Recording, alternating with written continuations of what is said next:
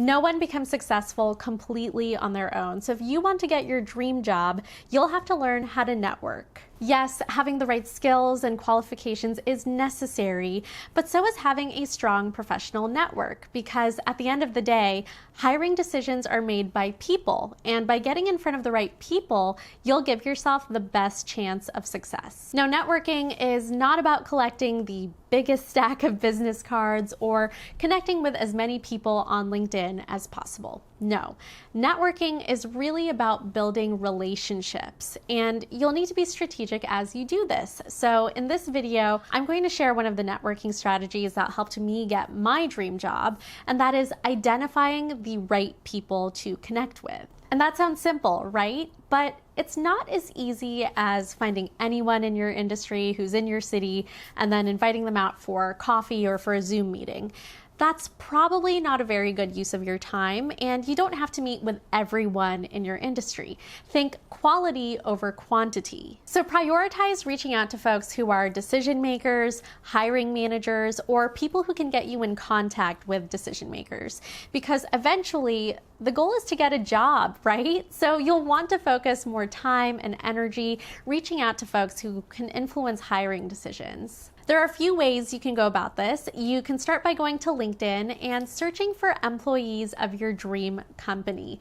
Then you can narrow down by job title, department, or team, and then really focus on people who have manager or director in their job titles. Also, do some research on groups within your industry that are specifically geared towards early career professionals or students. So these can look like mentorship programs, industry-specific organizations, or even alumni groups. There are also organizations that focus on helping women or POC. So once you find the organizations that you're interested in, follow them on social media, join their email lists, or even just reach out to them directly so that you can learn more about the events that you can attend, whether they're in person or virtual. The nice thing about these types of groups is that people usually participate in them or run them because they want to have some sort of sense of community with other people in their industry. And I think this actually helps your chances of getting someone to agree to meet with you for an informational interview or even mentor you. So once you've found these organizations, don't wait to be invited to events labeled as networking events. Any event that sells tickets or is open to the public is a great opportunity for you to network. So be proactive and go to where the industry leaders are when they are there. If you're a student, these networking opportunities can look like student scholarship ceremonies. Or if you've already graduated from college, you can go to professional awards ceremonies. Now, I am recording this video during the COVID-19 pandemic, but virtual events are still a great way to network with people.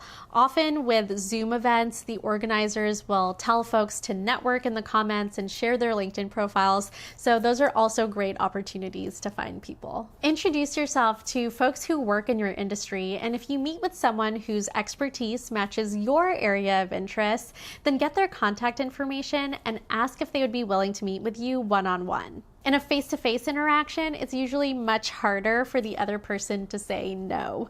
Plus, in my experience, when I've followed up with folks right after the event, they're more likely to respond and schedule a day and time to meet because we've already met before. It's not a cold email and it's not awkward because I'm not a stranger. I'm not a random person sliding into their inbox and asking for their time. When it comes to following up, the sooner the better. I usually shoot to follow up within 24 hours so that I'm still fresh in their mind. And I would also recommend bringing up something that they said that resonated with you during the event, or bringing up something specific that you'd like to learn more about. The last tip I'll share is that you don't actually need to attend all of these events in order to identify people that you should connect with. So if you're still in school, you can look up student competitions or scholarship applications and really focus on the organizations that offer those opportunities.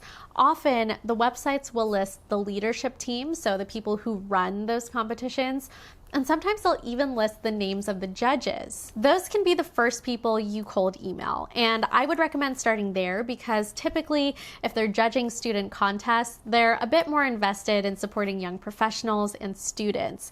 Plus, they know what it's like to be in your position, so they're more likely to respond to a cold email from someone like you. If you find their names but their contact information isn't listed online, you can always try to look for their LinkedIn profile, their company website, or their personal website. But if those options don't work out for you, you can try to find their contact info using an email finder or email guessing tool like MailScoop.